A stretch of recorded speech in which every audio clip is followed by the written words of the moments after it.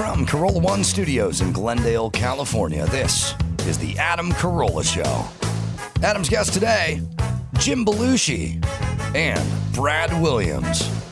With Gina Grad on news, Bald Bryan on sound effects, and Dave Damashek's here for good sports. And now, with Trump's pardon of Susan B. Anthony, a reminder that he fought years ago to end women's suffrage. Adam Carolla. Yeah, get it on. Got to get it on. No choice but get on the mandate. You get it on. Thanks for tuning in. Thanks for telling a friend. We love that about you, right, Gina Grad? That's right. I forgot about that. And Bald Bryan. Living the dream, yes. Positive energy. Well, You guys tried to end women's suffrage. well, you know the thing about that bit that somebody just tweeted me out today, or tweeted to me, but I hadn't thought about it in a while. A, that may have been our first man show bit. That may have been the first bit we did. And then B, I remember at the end of the bit, and this is circa 1999, at the end of the bit, there was a sort of Karen-esque lady, and she was like looking at the poor woman who was like Vietnamese or something, and she was going, "These are white men." And so, like, Ahead of her time. yeah, so Quite an indictment. all that stuff you think was going on started 10 minutes ago, it's been around for 20 years. It's just, it's hitting the mainstream. Well, Adam, was she wrong? No, she was not. And I continue to be a white male. And, oh, yeah, this is her. Defiantly even. You can put a little head on it, but this is her explaining to the, like, woman. Well, you can, I don't know, pull it back from me explaining to the, talking to the woman who's from the village or something. She's Vietnamese or Filipino or something. And I'm trying to convince her to end women's suffrage. Sorry, go ahead. No. Thanks. Could I get a hug? Thank you. How come it's a man who's doing this? Because we What care. happened to the women? The women are lazy, it turns out. Why not? Because quite frankly, I mean, we like to take a little break. If you wouldn't mind walking around with this. Hello, would you like to sign for the SOMA? What's this? Suffering of women in this country? Suffrage. See, nobody understands this word. You have to explain the word. You're right. But No, this is offensive. Women's Really? suffrage is the right for women to vote. No. Suffrage gives That's why I'm women the asking right them to to vote. explain and they- They're making fun of you. Really? No, I'm not a registered voter. That's all right. Being an American, I'm broke. All right. They're white men who are wasting energy. We're not time, white. and We're money not white. on- What are you, from Cameroon? Okay, we're not. All right. Anyway, it was like, it was that chick. Like, these are white men. They're making fun of you. Like that. The person you think popped up on the campus of Berkeley a few minutes ago has been around. No, No, she's she the was Adam right. and She Eve. is not from the groundlings. Yeah, she's Right. Adam and Eve of woke. Yes. She spawned the movement. Yeah, so some of this stuff that everyone thinks is news, it's been around for a little bit. All right, the other thing, I had my first, unintended consequence of kids learning from school thing today. It was like Online learning. yeah. Oh, sorry, online learning. I mean, Oh, Zooming. I meant literally learning. No, Well, it was bound to No. happen. Stop it learning. So out of a movie. I took my cold shower rinse. I stepped out of the shower, and there's something I wanted to look up in my book. I'm your emotional support animal, and I realized, where is my book? I've seen it around the house, and there's something Did I you wanted check to on reference. Lynette's bedstand or maybe under Talia's pillow? Talia's pillow. Well, sadly, those two names are gonna float to the top of this conversation because I remember there was a copy in Lynette's office laying down on a bookshelf in her office. So Balancing the desk. I then stepped out. Yes, I then stepped out of the shower. I put my towel on. I put the wraparound tawel on, but I did take Not the this shawl towel. You know, the Jewish Yeah, the peasant sheet towel. lady, Yeah, and the shmata. hung shmata and put it over my shoulder. So I was double toweling it. And I walked into the room. I opened the room, and of course, I'm facing the computer, and Natalia's back, but the computer of the group of people that are up there. It's 9:30 in the morning, and I hear Natalia go like, Dad, get out, you're naked, get out, and all I did was duck into the bathroom. So now I'm ducked into the bathroom, and I'm standing in the bathroom, and I'm like, I am 3 feet away from that book, but it's a little further into the room. I want the book. I'm already in the bathroom. I'm definitely going to be seen getting out of the bathroom. So I do this move where I towel up and I turn the corner toward her, and now it's more screams like, Dad, no, what are you doing? Like she has no idea what I'm doing. She thinks I'm coming deeper into the room. I reach around, I snatch the book, I turn around, I start to scurry. Then I get this one that I always hate when people, the extra insult as you're in the process of doing what you're doing. You know what I mean? Like the airport security guy where they go ahead and turn around for me right now. And you start turning around. They go, real quick. And it's like, I'm turning around. What this process, we're doing this thing. You know what I mean? Or it's that We get it. It's that person you see at the place you've never been before and you're never coming back. And they go, oh, okay, I'll let you this time. But next time, like, it's never going to happen. There is no next time. So I got the book. I was scurrying out. I opened the door. I had 1 foot out. Natalia does the, get out.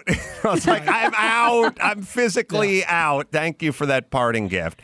Just as helpful as, Dad, you're embarrassing me. Right. No shit. You're yelling the whole time. But you want a book. For her, it's complete social suicide. I know. The girls. She hasn't been this triggered since you put on a jump rope clinic in front of the school. Oh, that was the most embarrassing part of her entire childhood.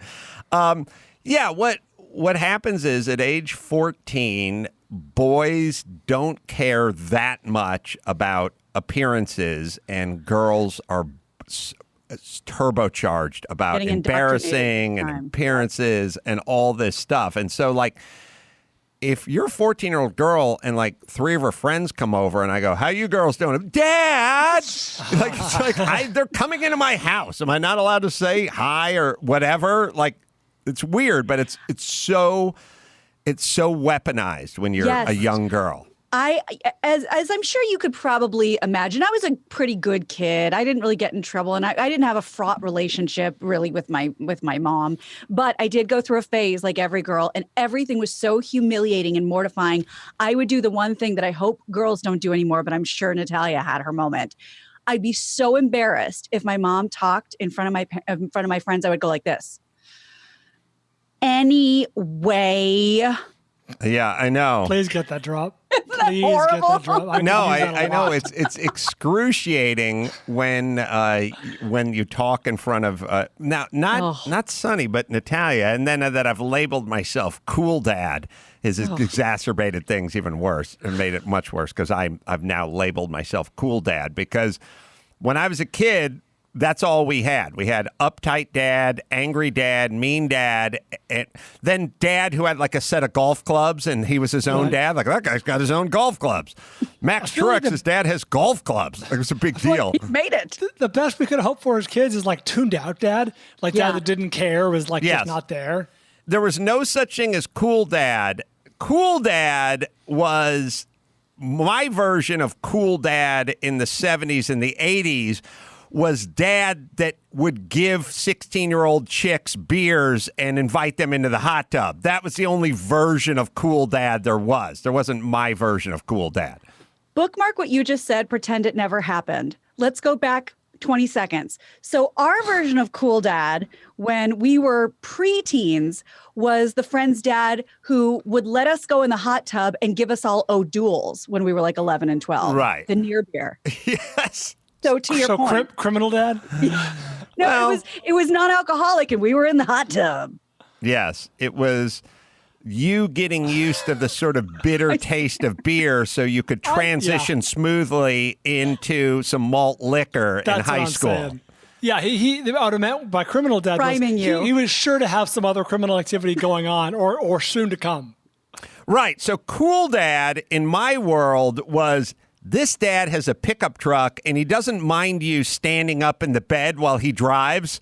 And he'll actually accelerate into a speed bump and see if he can catch a little air. That was cool dad. Sure. Yeah, cool dad was, he'll send you to the liquor store to buy him a pack of cigarettes. Like, that was cool dad. There was no So nice dads. But you say you're a cool dad. What are you doing that makes you feel cool? Even though Natalia disagrees. We do, like, night runs. I don't know what it is, but from where I live, Natalia and her friends like to drive to Jimmy's house on the other side of the hill.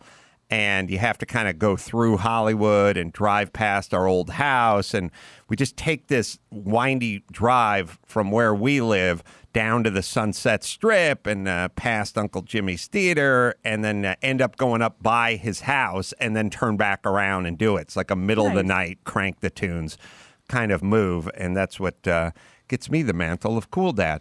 Brad Williams. Oh, yeah, Sonny. Speaking of cool dad.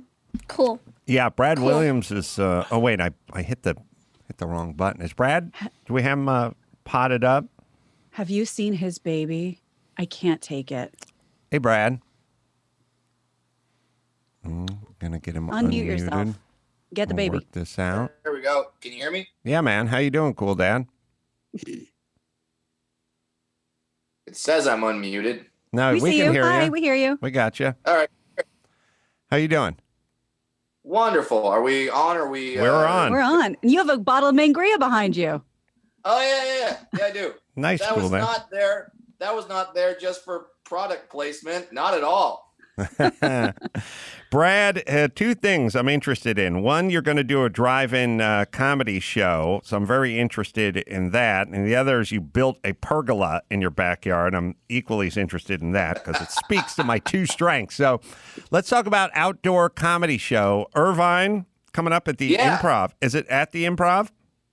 Well, it's Improv adjacent. They have a parking structure that's right next to the Irvine Improv, and what they're doing is they have a stage there, and they have a very large screen. And you come and you park your car there. You buy a ticket. You tune to a radio station, and you watch me perform live stand-up comedy from the comfort of your own car. I don't know how the laughs work. I don't know if I hear laughs. I don't know if you if it's like John Gruden from Hard Knocks, and it's like beep your horn if you're with me. Mm-hmm. I don't know. I'm not quite sure, but all I am sure about is that I'm really excited to get on stage and to be performing. Well, I'll tell you what you can do to play it safe is go there, pull up, tune your radio into the Sirius XM station, Best of Jim Gaffigan, and that way you'll be sure to laugh. Yeah, look, with Brad, you're rolling the dice. Gaffigan's a seasoned pro. Yeah, it's a Like, you're going to be solid, sitting in that parking lot laughing your ass off. I could not agree more. And that's the thing is I've never really been in a spot where at any point, if a joke doesn't hit, you can literally have other entertainment going on. And if you have Sirius, literally stand-up comedy. Just literally just like, nah, don't like it. Tom Segura. Let's hear that. We've all had, I'm picturing this now, I'm picturing myself doing this show, because we've all experienced that you're up on stage and some couple gets up and it's like, oh, they're not using the bathroom as a couple. Like they're leaving. Right. But right. Backing out Alexis is much more of a statement. You know what I Doing a mean? 3-point turn. Other guys are getting out of the car and bringing them around. Well, my question is like, so let's say someone shows up and let's say they didn't know what they were necessarily buying a ticket for and they don't like my comedy. And let's say they start heckling, which is, I don't know, you just lay on your horn. No. I don't know what that is. Backfire their car. Yeah. Do they get kicked out? And is there like a police car, golf cart, like they do to write tickets? It just zooms up to them and like kicks them out. And then do they have to do that back out of shame? I don't know. I'm not sure.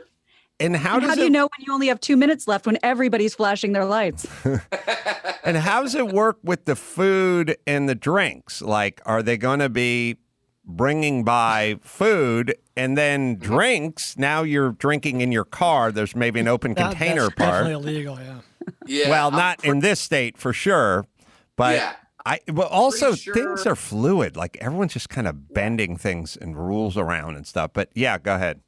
Yeah, I'm pretty sure that they kind of advocate it's kind of BYOB, which is almost even more dangerous because then it's, someone goes like, oh, I'm making my special cocktail tonight. Right. And they pour half a bottle of Mangria into something. And then, then they're just out of their minds. So that is this Saturday at 8 p.m. and it's adjacent. I just checked the website. It says there's 10 tickets left. So I'm talking to my agent. And we're thinking about adding a second show. So hopefully that happens, and then we get to. I think a sellout is 200 cars. So I think we're gonna figure something out there and try to do a second show. But a lot of the improvs are trying to do these shows now, at least in Southern California. I know Fortune Feimster and Maj Jabrani are going weeks after me, and I'm hearing that other improvs around California are going to try to do this because, you block off something and people find a way around it. That is, necessity is the mother of invention. Well, eventually people are going to have to just start getting creative. I had two instances. One is yesterday I got my eyebrows waxed and I said to the lady, like, how do we pay? She's like, just leave out the back door. Don't say anything. And then she told me she was seeing people at her house. So this person who, look, you can't just tell people, hey, no working for 6 months. Like, they have to find a way, Nature finds a way. And now you're seeing people in your house with your kids and your husband. And now it's a more dangerous environment than it would be because it's an unintended consequence. The other guy I spoke to, a friend of mine, got a massage. And I'm like, how did it work? And he's like, well, they put a bunch of pop-up tents and kiosks like in the parking lot, but when I got there, they just kind of walked me quietly through the place with the lights off. And I'm like, of course everyone's going to start ignoring this shit because we can't take it anymore. Like California, they're just kicking the shit out of these people. People aren't going to do things that are inherently dangerous, but also they need to keep their business going. You can't just have an indefinite none of this. I ate dinner in a parking lot the other night, just 118 degrees. Right, but people are getting creative now.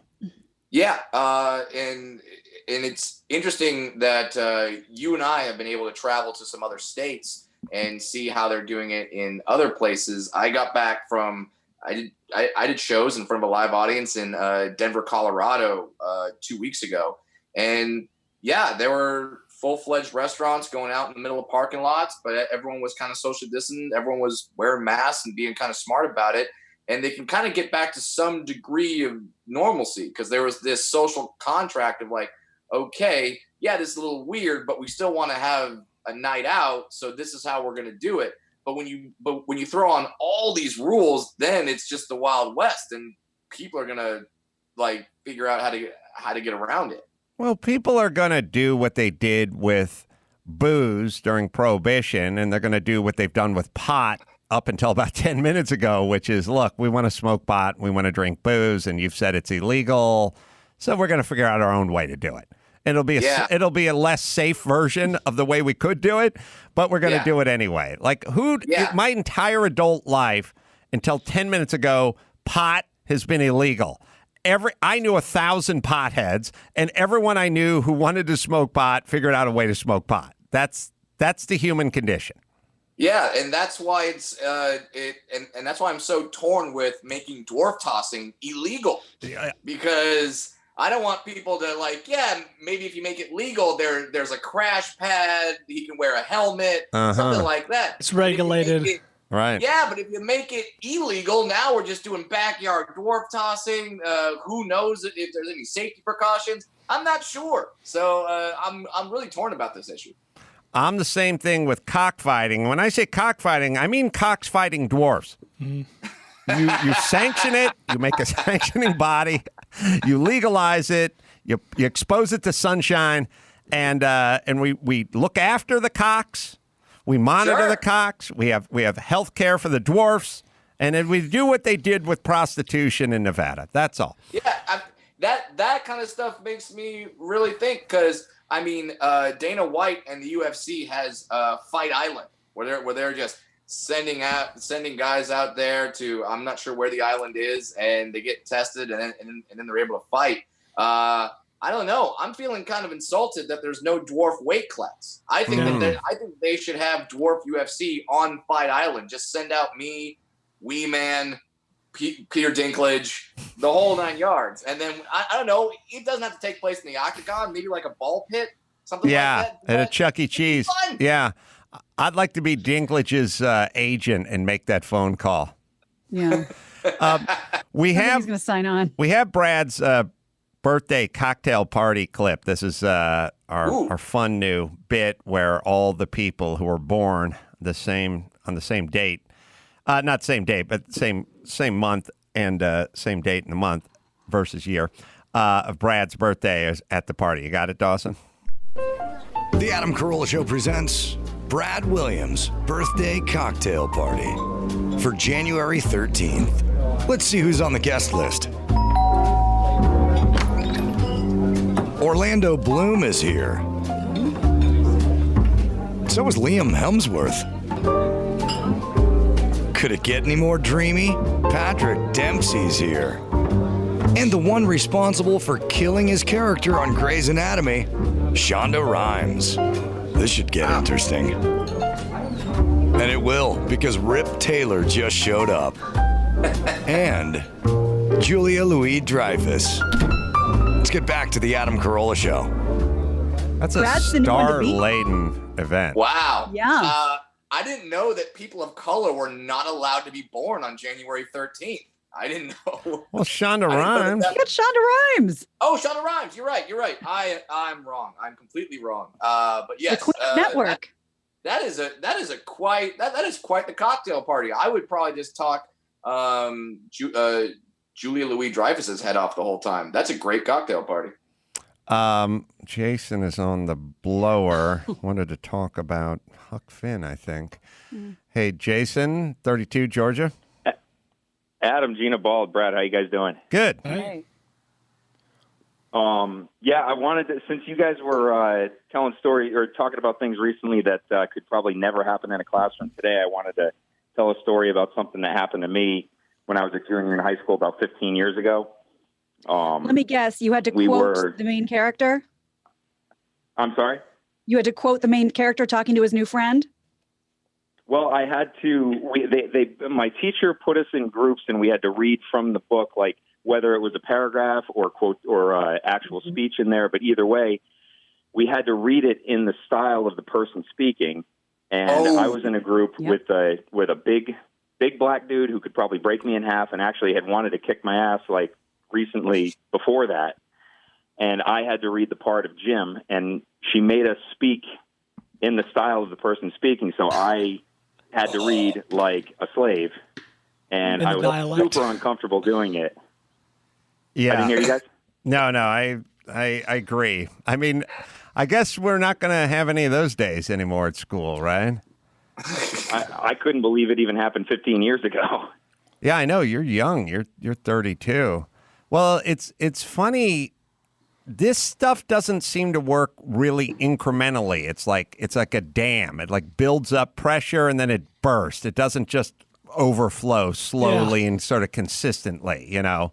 Because even when I was in high school, and Gina, you obviously many years later, we'd read like Huckleberry Finn. I was like, this doesn't feel right. And, obviously the dam had not burst at that point, but like you said, the pressure was kind of building. Well, and remember, unless I'm totally wrong, the name, Jim's name is... What is it? Yeah, that's what I thought he was going to have to refer to. So I don't know that book's been edited or if it's just on a banned list, but you don't call Jim by the name that he was called in the book. I never read the book. I never read anything. What? I saw a version of it starring Johnny Whitaker or something when he was like 11, the red-haired kid from Family Affair and escaped to Witch Mountain or something like that. There was some sort of Johnny Whitaker version of this, like a Disney TV version of it that was probably cleaned up a little bit for the Disney television channel back in, well, they didn't have a Disney television channel. They had like the wonderful Disney world presents. of Disney Yeah. presents, Mutual of Omaha presents Yep. Wild Kingdom. Yeah, it was crazy. Hey, thanks, Jason.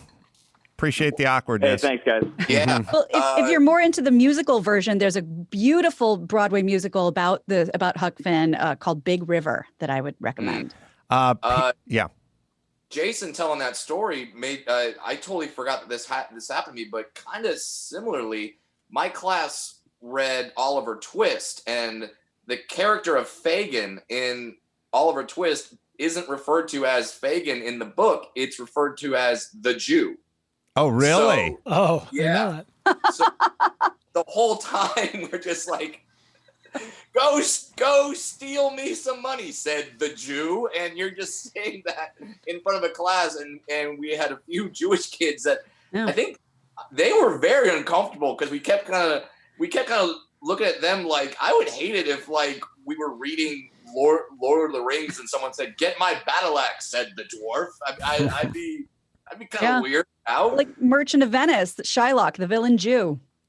Yeah. Simpler times. Hey, did you build a pergola in your backyard? Because I think Chris showed me a picture of it. Yes, my wife and I did. Did you guys do it together? We did it together with the help of another comedian friend who's very handy, whose name is Jay Monopar. I want to make sure that I give him a plug. He's a comic / carpenter. Wow. Just like you. Jesus Christ. bitch, back off my territory. Yeah. Oh, that's beautiful. Yeah, we're looking at pictures of it. Yeah, it's something that during this time we get, we're all locked in, and it's nice to have a project where you go, all right, we're going to work outside. We're going to work with our hands. We're going to do stuff. And we wanted to upgrade the backyard. Yeah. So yeah, we built the pergola, hung the lights, ran extension cords, painted it. It was a whole thing, but it having a project really helped with the day to day and kind of breaking up the monotony of the whole quarantine. Nice work on the lights. Yeah, the project, I don't think that people know how much mental sort of sanity there is in a project. I think they think projects are physical, like kind of by nature they're physical, so they go, oh, we got to lift that wood, we got to load that stuff, and we got sacks of concrete to mix up, and we got to go buy it, and then we'll put it on the cart at the Home Depot, and we'll push it out to the SUV. And so it seems very mechanical and very physical. And people really focus on that end of a project. Like they'll go, they'll tell you what they want to do with the project and not what they don't want to do. Like, I'll do the remod. I don't want to strip the walls and the stucco. Let someone else do that. But they don't really realize how occupying the mental and emotional part of it is, and how gratifying it is, and how also in this world where the devil makes work for idle hands, the devil's making work for idle minds. You know what I mean? Like people are sitting around watching way too much news and their mind is being taken over. And when you have a project, the project becomes like a plan to escape from prison. It's like, we need bed sheets. We got to build a dummy that looks like me. We'll put the cover over it. We got to bribe. What time does the CO walk by? We got to bribe the guard. We got to time the officer. Like, you're immediately occupied. Like, so if you're in prison and you're just sitting in prison and you're just kind of Xing off the calendar, you're just sitting there doing time and you're miserable. If you actually had a plan or started to build a plan to escape, or you're Tom Hanks on an island, you know what I mean? But you started to have a plan, it would save you. And the physical projects are really a plan. And it starts with, I'm going to look at some stuff on the internet, and you start including people, your wife, your comedian friend, that kind of stuff. You start building in these little, without knowing it, you build in these little time markers, these little milestones. Like, I want to pour the pad and the footing by Monday. I want to have, so Tuesday we can start putting up the pilasters or whatever it is. Like, did you find yourself going there with those little arbitrary dates where you wanted to finish it by or get this done by? Absolutely. And in these days where, and we also have a 7-month-old, so it's pretty much every day is just like, okay, this is when she eats, this is when she naps, this is when we're playing with her. it really helped to have just something else, and we can go like, okay, well, tomorrow between this nap and this feeding, we're going to go out there and we're going to dig the holes to put the posts in and lay the concrete, and then this is how we're going to hang the lights, and this is we need to go to the fabric store to get the fabric to hang for the shade. Like, it's just all these steps gave you a goal the next day of like, all right, cool, tomorrow we get to do this. And then sitting under the pergola, especially in this heat wave, has been amazing, where we just sit there at night, we have a cocktail, we turn on the lights, and there's an amazing sense of satisfaction knowing that we did this. We didn't just order it from a box and then pay some guy to set it up. Like, we did this. So cool. It's My thanks, son. It's really good for the mental health. I don't. Again, it's no different than Gina or Christy and Bald making a meal at home. You know what I mean? Like, you can farm any of this stuff out. I mean, on any given Thanksgiving, you could just go down to Gelson's, order all your fixins, and they'd probably do a better job of it than you would do at home. But it is so unsatisfying waiting for someone to drop off a bunch of shit that you should have made yourself. And just because you can, like, doesn't mean that's what you should do. I don't think people get that. Like, just because you could afford to have somebody make your meal or build your pergola doesn't mean you shouldn't engage in doing it. Yeah, and I'll say that I'm trying to get more stereotypes out there for dwarves. Right now, we just bake cookies. I want to get it out there that we can build things. We're handy. Yeah. You don't all live in that Keebler tree. Some of you have places in the Van Nuys, Sherman Oaks area, and you're adding to your property value by building your own pergolas. Damn right. That's a stereotype. Are you moving soon? Were you looking around? I think we talked about it.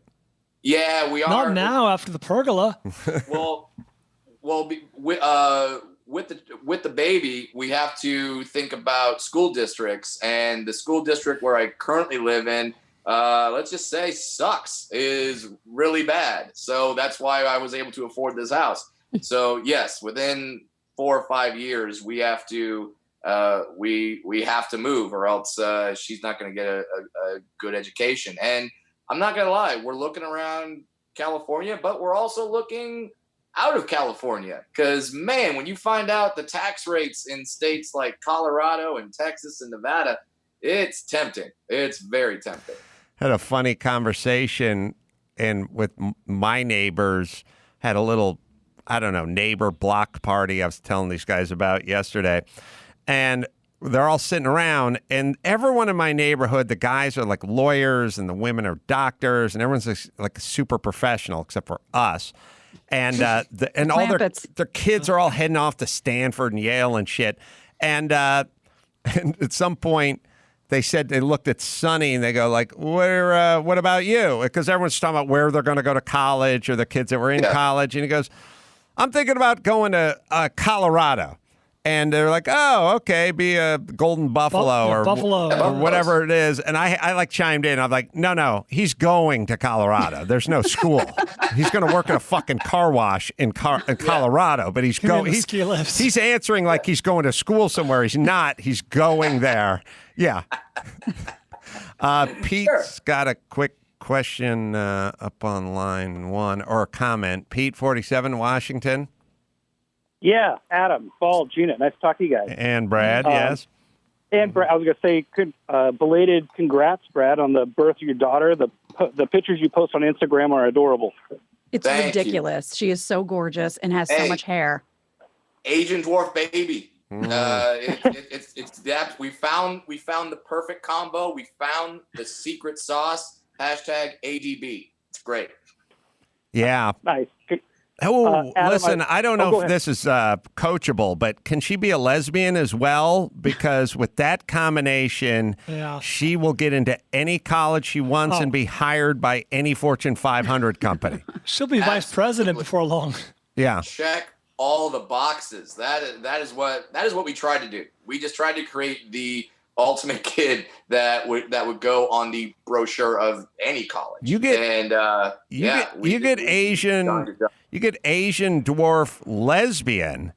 She will go in and do job interviews with like the senior vice whatever CEO of her, and they're going to be going, well, I think you might be, and she's going to go, you don't understand. I'm taking your job, bitch. Now get. And she's going to just walk over and sit in his desk. It says here you went to Colorado. Yeah, that's right. Spent a couple years there. That's right. All right. Asian dwarf lesbian will get you a job either as CEO of a Fortune 500 company or just the greatest category on Pornhub. Oh, boy. And unfireable. Show up, light off fucking fireworks in the lobby of the building she works in drunk every day, and no one would ever go, you're out. Like, you couldn't fire her. Well, but yeah, because between the Asian dwarf and lesbian, whatever you do wrong or crazy, you could just say that's my culture. Right. Perfect. And no one knows which one you're talking about. Perfect. No one's going to ask. Pete, what was your story? I was just going to thank you for all your life hacks, like the hitting the 333 when you need a 3-minute thing on the microwave, and you're left on red. It saves me time and worry all the time. And one of your things failed on me the other day for the first time ever. I pulled up to a 4-way stop at the same time as this older woman. She's, I don't know, late 50s or something. And I did your move where you point at her and you point in the direction of her blinker, and so that she knows to go, and she waved back. She waved at me, and that's never happened. And I did it 3 times, and she kept waving. And on the 3rd time, she crossed her arms and just started shaking her head back and forth at me, and sat there. That's the COVID. It's forced a lot of folks to kind of go a little AWOL in the thinking. That's not a pre-COVID move for her. The move for me, as I've always said, when you do the wave, where you do the flappy hand, like, go ahead. It's so vague. All it does is get the wave back. So you go, go, and they go, no, you go. And that's why you go point, go. And if you do point, go, 9 times out of 10, they go. But I'm blaming it on the COVID, Pete. Agreed. That makes sense. That makes sense. This same person probably just had a full mental breakdown in a Trader Joe's, something she would have never formerly done before the COVID. So, this is Karen behavior. Like I've said, this is a woman who doesn't want to be told what to do, and you're telling her what's the point. That's right. Yeah. Thanks, Pete. All right. Thanks for making it make sense. I make things make sense. The world makes sense again. Let me make sense with the Caliper CBD. A better way to consume your CBD. Unlike the CBD oils, Caliper is a powder, and it's completely tasteless, and it mixes in any food or drink. No weird taste, no oily residue. Just mix it up and take it that way. Clinically proven to be superior to standard CBD oils. Absorb 450% more CBD. Yes, 450% more. And again, no oily residue or weird taste or weird jelly things getting stuck in your molars. All the benefits of CBD, and you can do it in just 15 minutes, about twice as fast as CBD oil. Comes in affordable at 10 and 30 count packs. Precisely 20 milligrams in each packet. Get started for under $20, completely THC-free, all-natural, non-GMO ingredients, no fillers added, no chemicals or artificial flavors. Am I right, Dawson? Get 20% off your first order when you use promo code Adam at trycaliper.com/Adam. You can try Caliper CBD risk-free for 30 days. If you don't love it, they'll give you a full refund. That's trycaliper.com/Adam. Don't forget the promo code Adam for 20% off your first order. So this will be an interesting experiment, Brad, of going out and doing these shows and sort of finding a way. I will be super interested to find out how it felt for you and also they'll refine it and work it out as well, right? Yeah, they did their first show last weekend, and they kind of had a bunch of different comics on the bill. I think it was Chris Porter, Eric Griffin, Ian Edwards, and some others. I'm friends with them, and I asked them about it, and they said it was great, but there's a few kinks to iron out, but I think they will. And this is just the new normal, the thing that we have to do in order still do what we do for a living, which is tell jokes. And for those of us that don't necessarily want to get on a plane or fly across the country or be in a club that has questionable social distancing rules, this is the way to go. But you've been around. You've done a fair amount of trips around the country, right? Yeah, I've done about 6 shows in front of live audiences during this whole time, and it's certainly different when people say like, "Oh man, you're going out with like 35-50% capacity. What is that like?" And I always tell them, I only started selling tickets like 3-4 years ago, so this is not too far off from me. What is it you reckon in your wiring that's different? I'm really interested in how this is being processed by different people. Some people have a very personal kind of relationship with it. You know, at the far extremes, there's Mike August. Mike August gets on an airplane eating an apple with his mask around his neck and doesn't think about it at all. He and I have had no discussions about safety or anything. Just there's a gig, get on a Southwest flight, go do it, come home. That's it. There's literally no thoughts about it. Then I have other friends where, like I said, my friend Daniel, I called him and said, "Oh, I'm in the neighborhood. Why don't I stop by?" He's like, how are we going to do that? I'm like, I'll come by. And he'll go like, "Well, but we can't." And I'd go, "Why not?" And he'd go, "Well, we got to stay distance. Like you could sit in your car in the driveway. I'll talk to you." And I was like, "Oh, he is processing this much differently than I am and much differently than Mike." But how do you account for that processing? It's not like you have information that he doesn't have or he has information that you don't have. You're not digesting it the same way or something is going on. And have you always been that way? I mean, for me, it's just I'm somewhere in the middle of those two extremes where I go, okay, if we go out and if people wear masks and if we keep our distance and if I don't do a meet and greet afterward, if I'm not as social as I normally am, and if people clean the clubs and do everything like that, we can do this. We can have some resemblance of normal as long as we all follow the rules. I know a bunch of the some of the NFL teams are announcing that they're going to have people in the stadium. I think Gina, your Chiefs yesterday announced that they're going to have like 32% capacity of Arrowhead Stadium, which is about like 18,000 people. Well, and that makes sense. I mean, you're outside. It's not a covered and 32% capacity. I mean, I don't know how many seats are in there, but you're sitting so far away from everyone else. Why not? Yeah. And you have to take the initial scared part out of your brain where there is an initial part of like, go outside and socialize and no. But then you start thinking about it, you go, oh, but you go. And like you say, you have 3 or 4 seats in between you and the next person. Okay, this can work. Like we can go outside and we can enjoy a concert outside if everyone follows the rules and everyone respects one another and stays distant and wears masks and things like that. And I guess that's part of my brain where I go, I know that I'm going to, do whatever I can to be safe when I go out and do these shows. I can't control everyone, but if I know the club is making really strong efforts, and the clubs I've gone to have been great. They've been awesome in terms of like distancing the people, and they even like when the show is done, they let people out in segments so they can socially distance as they exit the club. It's like a wedding buffet. Yeah. If you can do all those things, okay. I still have to make a living, so I'm not one of these guys that has a successful podcast where I can stay in and have the checks just roll in like a Paul Bryan.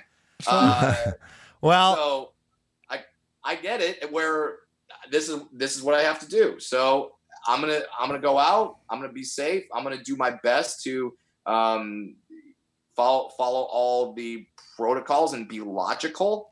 And I'm gonna go out and have a good time.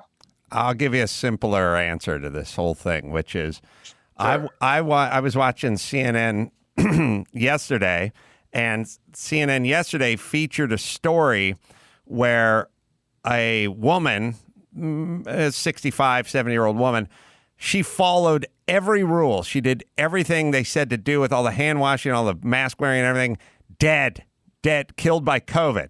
So I was like, okay. And then I would talk to Bean from Kevin and Bean, and he's like, we followed every rule. And Bean's the only friend of mine who got it that I'm really aware of. And then I turned it on CNN. Cranston, not your friend? No side effects, zero effects. No symptoms. No symptoms from him or his wife. But they got it, but there's no effects. So I'm assuming everyone's going to get it, but no effects for a lot of people. So I'd be curious if you got it. You should. I may. I don't care. But the point is that would be interesting, though. I probably don't, but Cranston got it, zero effects. Bean got it. It floored him, but it's like the flu. But either way, he did all the rules. The person on CNN did all the rules and is dead. Then I turned on this morning, and they were doing the DNC, and they had the woman on there whose father was a Trump supporter, and he listened to Trump, and he didn't follow any of the rules, and now he's dead. So CNN has given me two examples of someone who's followed all the rules and is dead, and someone who didn't follow any of the rules and is dead. And with that in mind, I shall go about my life. That's the way I look at it.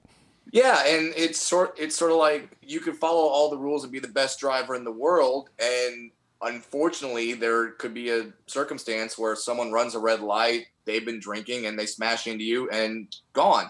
Agreed. I've had a friend who lived a very healthy life and had a brain aneurysm and just passed away. It was that instant. They were healthy, just bam, gone.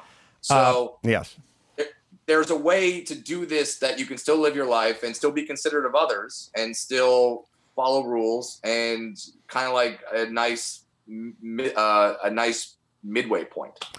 Brad Williams is going to be doing live comedy at the drive-in at Irvine, and that is this Saturday. There's an 8 p.m. show. They're probably going to add a 10 o'clock show if you guys go out and get some more of those tickets. BradWilliamsComedy.com is where you go. Thanks, Brad. Jim Belushi is waiting on Zoom. I'm going to hit Madison Reed Mister, and then we'll talk to Jim. So you got a little gray creeping up in the beard and on the temples. Might I suggest a little Madison Reed Mister? Now, Madison Reed, of course, has been doing the hair coloring for women for a long time, and they've perfected it. Lynette loves the stuff. But now they're doing the stuff for the fellas as well. So you want a little more pepper and a little less salt? Might I suggest Madison Reed Mister? Makes it easy, and you can go to their website and match the color as well. Quick and easy. Just apply the color gel. The kit comes with some gloves. You rub it in. You run your fingers through your hair. Then you do the activator, little dab, rub that through. Wait 10 minutes. Rinse and shampoo. And they'll deliver it right to your door as well. It's Madison Reed Mister, right, Dawson? Go to MadisonReedMister.com. That's MadisonReedMR.com and use code Carolla for 10% off plus free shipping on your first box. Again, that's code Carolla.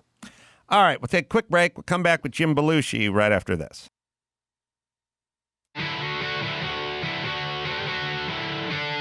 It's time to check Adam's voicemail. Hi, this is Shirley calling from Kenosha, Wisconsin. I just got off the freeway, and on my way, I saw a lovely freeway overpass sign that says, "You are not a firework. Do not drive lit." Oh my God, just when you thought click it or ticket, couldn't get worse. You can leave us a message at 888-634-1744. Jim Belushi has now joined the show. He's got a 3-part docuseries, Growing Belushi. I watched the first episode last night. Premieres tonight, 10 p.m. on Discovery. Dan Aykroyd's in this thing, and Judy, who's John's widow's in this thing as well. Very interesting cast of characters, and we'll tell you more about it. Jim, good to see you, my friend. Nice to see you, Adam. Good to see you, too. Before we get into this, let me pay you a compliment. One of my favorite movies has been Salvador, and with you and James Woods, Oliver Stone movie, I believe. and they've been playing it recently on Showtime or HBO. It's like it's made the rounds recently. I'm not sure why, but there it is, and I'm enjoying it. Well, that was an edgy movie, man. There was no money to make that movie. Oliver hadn't done Platoon yet. This was before Platoon. He had directed one movie called The Hand. Right, The Hand. Jimmy and I would be on the set, and he'd give us a direction, and we'd turn to him and go, Oliver, I think this missing in the scene is a hand right in the middle. Stop it. I'm not a good director. I can't direct people older than me. And it was funny.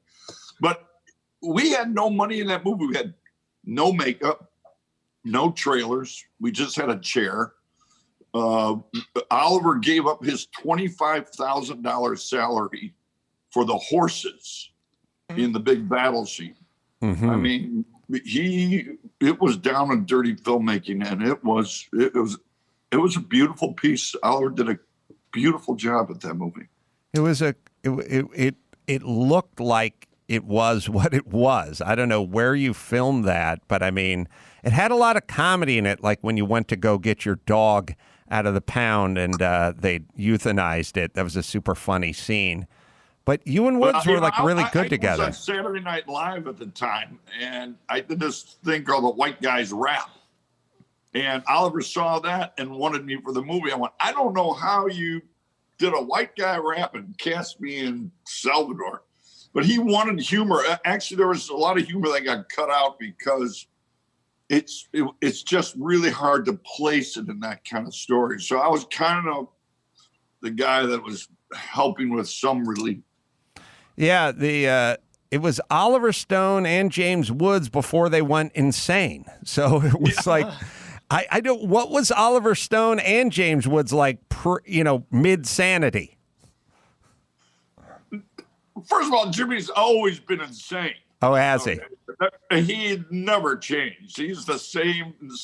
By the way, extremely funny guy. And Oliver was, I don't know. He wasn't insane, really. He was cute, man. He had his little family with him, his wife and little baby Sean, and he was so happy to be filming, and he was very intense. I mean, I did one scene where I played Dr. Rock, who was a real guy, who was a pain in the ass on the set. This guy was just a pain in the ass, whiner. Anyway, I said, Oliver, I'm not going to play this guy. He's going to be the most unlikable character on film. So now we're shooting a scene, and as an actor, they go cut, and you turn your head up and look to the director for direction, right? And I would look to Oliver, and he would go, ugh. And I'd go, what? Do it again. And I would do it again. And I'd look up, and he'd just wipe his brow, do it again. And by the fourth take, I'm screaming at him, Oliver, what do you want? What do you want? I mean, just tell me what you want. I thought I was doing it right. I mean, what do you want? He goes, I want you to be more whiny. What do you mean more whiny? Now, roll the camera. He wanted me up in this whiny position. I wouldn't go there. So he aggravated me to the point where I got whiny. Well, it was a great performance. I got to say. Well, thank you. I always love that movie. I know Brian was probably just looking it up. Well, no, actually, what I went down the wormhole of, since we're speaking of performances before we get into the new show, Mr. Belushi, I'd totally forgotten as a huge SNL fan. I forgot that you were on. Not that you were on. I remember that, but like you crossed over in a very tumultuous time in the show's history. The Dick Ebersol years, right, or right around there. Yeah, it was Dick. It was Dick who hired me. I did a show at the Huntington Hartford, a Second City Review, and Brandon Tartikoff came and saw it and called Dick and said, I think you should put Belushi on the show. And it was right after John passed. And, there was a lot of controversy around it. Not for me, but for everybody around me. Adam, do you and Gina remember or know that Lorne Michaels left the show for 5 years or whatever it was? Mm-hmm. Yeah, Dick Ebersol ran the show. Gina Domanion, God bless her for trying hard, but she, almost killed that show. Well, it's funny because those are less celebrated years. Like they've kind of been lost to history to a certain extent. Well, but there's some great stuff out of those years. Eddie Murphy and you and Julia Louis-Dreyfus. Well, she found Eddie Murphy and Joe Piscopo, and Dick Ebersol kept those two and then hired us around them. Right. And then the second year with Dick Ebersol, he went out and got the Yankees, basically. He went out and got Billy Crystal, Christopher Guest, Marty Short, Harry Shearer, all pros. When that show was always about the young talent finding their way. But he saved the show. Dick saved the show. Saved my ass too, man, because I was very difficult and he fired me. Huh. And I didn't know that.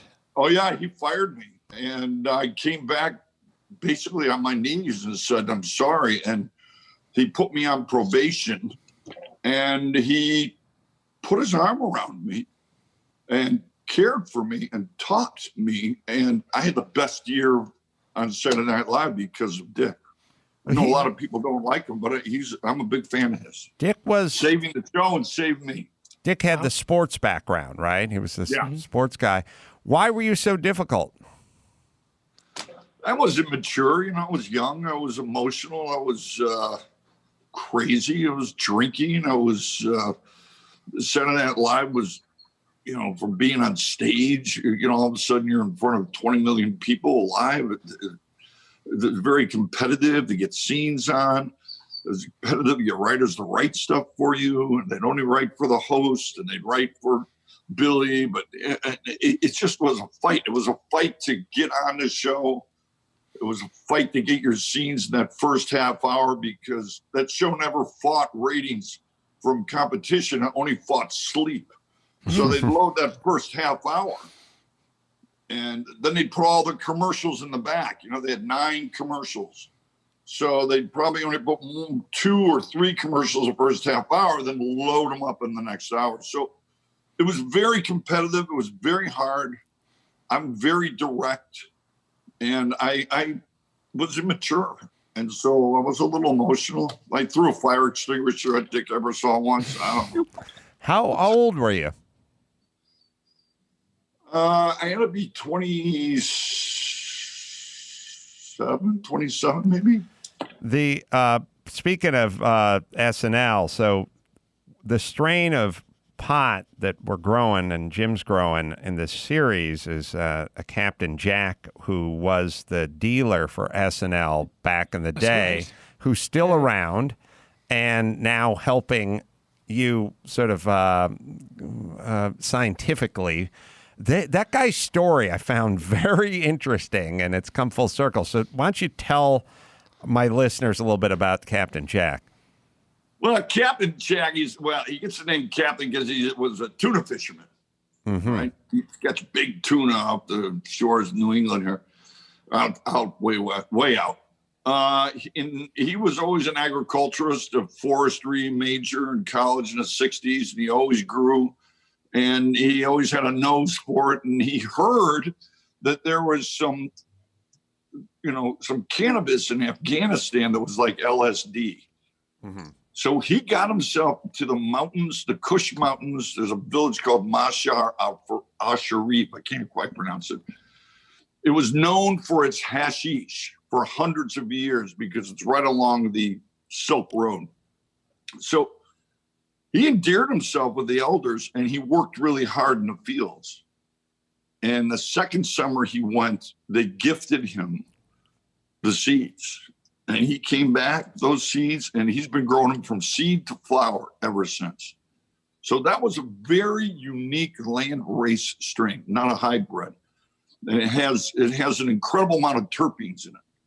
And terpenes are the flavor and the taste that mixed with the CBD and the THC create an entourage effect. So it's a very unique feeling. And it's got energy in it, and it's just sparks creativity more than anything. It is fun. I mean, you know how writers are sitting around in the room? Yeah. Well, I did this one time. I had a little hit off and there were 6 of us. Man, we were popping off each other so fast. We heightened things so high. We laughed so hard. I went, I see where they got the cone heads. It makes sense. he was he doesn't call the dealer. He was the backstage guy at SNL. But on the writers' night, Mondays and Tuesdays, to stay up late, they would hit up this, keep them up, keep them going, come up with crazy shit, and the halls just stunk of it. So Captain Jack was known as the smell of SNL. So we have that strain. Or looking at Captain Jack and Dan with the cone head on. Yeah. That was one of the crazy parts about this doc series is like when they start pulling up pictures from back in the day. You got Aykroyd now and you got Captain Jack now, but it's verified with these old pictures. Mm-hmm. Yeah. Oh yeah. And it is a weed. It's a strain that it just has. I mean, if you want to go into detail about the myrcenes, are about 5% myrcene, and 72% of the 72% of the terpenes is myrcene, which is a terpene that thins the cellular wall of your brain cells. Jesus. And so it allows the CBD and the THC to go in. So that's the entourage effect. It's a very, very good terpene, and this plant has it. Well, how long now, when you watch it, you'll see just tons and tons of bud and the whole process of it. And it's all your land. We got 93 acres in Oregon. Yeah. Where? Southern Oregon. Southern Oregon. Where's that put you? What's the closest town we've heard of? You know what? Where I am is what they call the banana belt, which is like a banana leaf, and it goes down, and this is the perfect area to grow cannabis, grapes, pears. But we're in a parallel between Napa and about 40 miles north of me. That parallel all the way across the world is one of the great growing. It's got Napa in it. It goes all the way to Burgundy and Bordeaux. So it's really a great spot. Northern California and Southern Oregon is really the capital of the great cannabis. How long is it from seed to flower? Well, vegetation from a clone, it's 10 days to root, and then you put it in a gallon bucket, then you let it grow a little bit more for a week or two, then you put in another one for another week, and then you take it out, and depending on the strain, it go from 10 to 14 weeks. And so the whole process is probably about 20 weeks. What's the and how does it work financially? Like, how do you then sell it? Like, who represents it? Are there brokers? Do they, I don't know, do what they do with wine, distributors? Yeah. Like, how's that work? They have all that stuff. But as a farmer, we have a right to do whatever we sell it to whoever we want.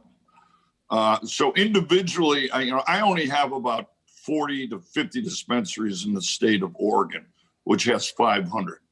I'm like a boutique, high-end grow. And my cousin Chris and I, who's in the show, literally drive it to dispensaries and sell it ourselves. But there are distributors that, take a 15 to 20% cut on what they sell to all the different dispensaries. Yeah, Gina. I noticed a lot of your methods are a little atypical, but probably maybe some ranching and farming secrets that the rest of us don't know about. I like how personal you get with each plant, and they're named, and you have a special connection with each. I'd love to hear a little more about that, and playing music for certain plants, which scientifically we have seen sometimes does make a difference. I got to tell you, when you share and show your love to anything or anybody, makes them feel good, doesn't it? Look what Dick Ebersol did with you back in the day. You do this to this plant, you make them feel good, and they bloom and they feel good and they communicate in a way. I mean, you can feel their energy. So I name them, I play music for them. I got speakers and all of them. And I play like baby making music for them in the morning, little Marvin Gaye, Teddy Pendergrass. And then around noon, I play like a little reggae. And then I go into blues and then funk toward the end of the day, keep them up. And then when I harvest them, I play gospel music. because I want these girls to know they're going to the light to heal. So yeah. And by the way, it goes as far as the males you have to kill. We play funeral music as we take it out. Wow. You should do a Belushi Grow Spotify list so the rest of us can try it with our houseplants. Well, you know what? I talked about that with Ben in the show, putting together a little list, because they definitely respond. Your parents are Albanian immigrants, right? Yeah, my father was an immigrant. He came when he was 16, and my mom's parents came. She was born here. But Albanian? Yes. It's a. How did you guys famously depicted in the movie Wag the Dog? Oh, that's right. Yes, remember the fake war with Albania, and they interviewed Jim Belushi as a proud Albanian. Yeah, and then they cut to Willie Nelson, and he goes, I know. Belushi's Albanian? How did you guys find your way to comedy from Albania? I feel like. Well, I hear a story about my great-grandfather who was, from the mountains of Albania, but he was a violinist, an entertainer, and he would go through Saudi Arabia and the Middle East and entertain the sultans. And he made quite a bit of money and actually retired. So that's the only place I can think of, because John definitely feels like one of those guys, Well, but John was the one. I mean, John made it available to me. I mean, if John wasn't around, I'd be working in my dad's restaurant tonight. My dad was a restaurant guy. So John's 5 years older, right? Mm-hmm. And so I know he's playing football. He's the middle linebacker on his football team in high school, but he's also bringing back comedy albums and things like that. It's like exposing you to this stuff. Exactly. He used to bring the Bob Newhart. Was Bob Newhart? He had that one crazy comedy album about the White House. Oh, yeah, I know what you're talking about. It was like one of the first ones, and the first thing he did was there's a Khrushchev spot on that album, and he memorized that and did it in the 8th grade talent show. Yeah, it sounds familiar, and I'm trying to think of what that was. What was the name of that? Oh, Chris will First figure it out. First Family? Yeah. First Family, yeah. First Family. Comedy albums were a big deal, and also something that maybe kids won't have today, which is... Oh, they'll have Netflix specials, but yeah, the comedy album. Well, they're going to have Netflix specials, but they're going to have 500 Netflix specials. They don't have repetition. You bought one record, you bought a Bill Cosby record or George Carlin record, you had to listen to it 2,000 times. I listened to Jonathan Winters was another one we had. And the biggest one was Bob Newhart, because Bob Newhart was a Chicago guy. So we always like Bob Newhart. Right. But yeah, those were the main albums. I mean, there weren't that many back then. Right. So hold on, Brian. What I'm saying is so what you would do is you would sit there and listen to the same record over and over again, and then you'd memorize the bit, and then you'd go out and do the bit in the talent show. Versus... That's what John did. Right, versus going home and watching Nanette on Netflix, which is fine, but you wouldn't memorize the whole thing. First, it would bum out the school. But secondly, you just go right on to the Bill Burr one right after that. You know what I mean? Like my kids listen to 1,000 songs. They don't listen to the same Beatles album like just over and over and over. So in a way, we're kind of depriving our kids of that repetition, which sounds monotonous, but in a way, maybe it spawned a John and a Jim Belushi.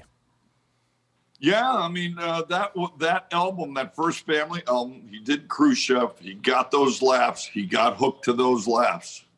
Right. And that's when he started in the 8th grade. And accessibility, I imagine, because not every kid had access to this. So they're hearing it for the first time, as opposed to now where we all know everything. It's only a click away. Right. Right. Any comedy fan my age can recite almost verbatim to this day that Adam Sandler, they're all going to laugh at you. That was so seminal in my youth. Adam, my high school job was bagging groceries, right, for like 2 years. I did that. Oh yeah, and afterwards, the bag boy has to clean all the aisles, has to do all the sweeping, all the mopping once the store closes. I did all that. Yeah. So when the store closed, we put the intercom against very old school. We put it against a CD player, and we played Adam Sandler over the loudspeakers because it was a huge thing. It was a huge thing in our lives. Oh, that's funny, man. That's funny. I wonder if almost like the Playboy bunny, like Miss December, you're waiting for the Christmas issue of Playboy to come out, or you had this kind of relationship. Like I can remember the women, the playmates, from the time I was about 15 to the time I was about 18. I know them all. Like if you show me an old picture, I go, oh yeah. Now, when Karen McDougal was in the news, and a former Playboy playmate, I'm like, Karen McDougal, right? That's Miss December, right? So now my kids have YouPorn, and it's 2 million people fucking for 1,000 million hours, and I don't think, just like whatever you had with your bicycle, like remember that's my bicycle, is a big deal, or the comedy record. That was it. That was my independence. That was everything. My bicycle. So it's kind of interesting that in a way with our kids growing up with Amazon and YouPorn and Netflix, we're kind of depriving them of that relationship. Like my son may go, I like comedy, but he won't have the Adam Sandler story, and he won't have the First Family story. And I think I had a George Carlin album called Toledo Window Box, I think, and there was pot in the window box, and I know the bits from that thing. It's not going to happen that way anymore. Nah, I know, but they do. My kids do a lot of repetition on songs. I mean, they know the words to a lot of songs, man. And I don't know, I can barely understand what they're saying in these house songs and these rap songs, and they know every word. So, there is repetition there. So for you, so John passed when he was 30, 32. What was he? He was 33. Young. 33. And so you're 28. I was 26, and I think it was 27 or 28 when I did Saturday Night Live. That's right. Now I got the dates. How your parents were alive when he passed? How are your parents still alive? Yeah, I always hate that story. It's a shame, parents, losing their, they weren't the same. The number one fear in life is death, but the number two fear in life is the collapse of family. And when there's a death or a serious illness or a loss of a job or divorce, it collapses the family. Or alcoholism, it can collapse the family. When John passed, it just collapsed our family. It was like putting a hand grenade into a family dinner. Everybody gets shrapnel somewhere, and everybody reacts differently, and everyone gets their own pain and suffering. And it was a terrible time. It was so hard to watch my mom, especially. It's a sad thing, but it happens to so many people in this world. These traumas, the trauma of loss of a sibling or a son or a daughter, or a wife or a husband. And these traumas really play out in your everyday life. And people are screaming inside from the anxiety or from the grief. And people reach for medicine, and they go to Ambien to sleep or Xanax to calm down, or alcohol, which I'm not saying anything bad about alcohol. I have a drink once in a while, but I still think the safest medicine is cannabis. I mean, it's nonviolent. It's a pathway for veterans to get off of opiates, overprescribed patients. It relieves anxiety, inflammation, sleeplessness. It's nonviolent. It helps with depression, PTSD. I mean, it just goes on, even hopelessness. Well, how are they? What's going on in the docuseries? You were alluding to your brother. He's playing football, playing middle linebacker. Definitely. Definitely had some head trauma. Definitely. And there's this thing with the NFL where some guys were smoking weed to alleviate some pain, and the NFL was coming down on them. And it's like, you want them taking opioids? Why not? Why not do this if it can relieve their pain or inflammation or whatever it was? They must be. They're starting to get it. They really are starting to get it. I think the NFL opened up a small window there. I think they're starting to get it. I mean, I ran into a veteran who was a medic in Iraq, and he said, I saw things that happen to the human body that nobody should ever see. And he said, I have PTSD. He said, I have triple PTSD. I don't know what that means, but they gave me 600 Oxycontin a month. Oh my God. I met him in a line at a dispensary that I was going to do a visit. And he said to me that I got off him. He said, but I can't talk to my family, my kids, and my wife, and I can't sleep. He said, but your Black Diamond OG is the only strain I've found that allows me to sit with my family and sleep. And he kind of teared up and he hugged me. And I said, hey, man, I didn't make this. And he said, no, but you're the steward. And that changed my whole point of view on cannabis. And it became not a business to me anymore, but a mission, story after story after story of people who are screaming inside, and the quiet that screaming, you and I, we can manage the screaming, but there's people that lose control over that. And cannabis can really be something to help. And it's non-toxic. You can't OD on it. And, I don't know any, physical abuse that happens from it. No. I tell the story that, I was a bouncer in Chicago and I never broke up a fight between two potheads. Yeah, speaking of Chicago, I was there a few weeks ago, and I was trying to picture where your parents owned a restaurant out there. Yeah. Is that restaurant still around? And where was it? And when did your parents pass away? And are you still around in Chicago? Do you have a residence there?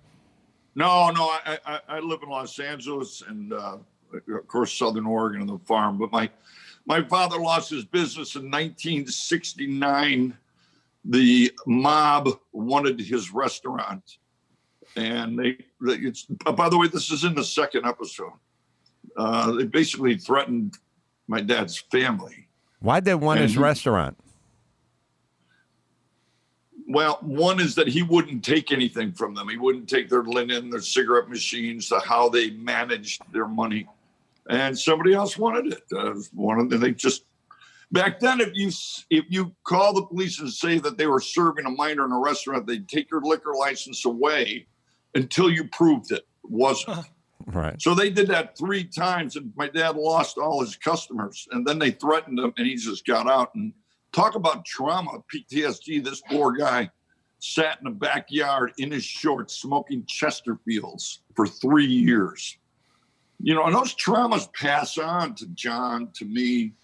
And that was the first collapse of the family. And then they started going from there until they got incinerated with John's death, Would you say overall, because I don't know, it just popped in my head. Would you say you had a happy childhood or young life, or was it highs and extreme lows? How would you typify it?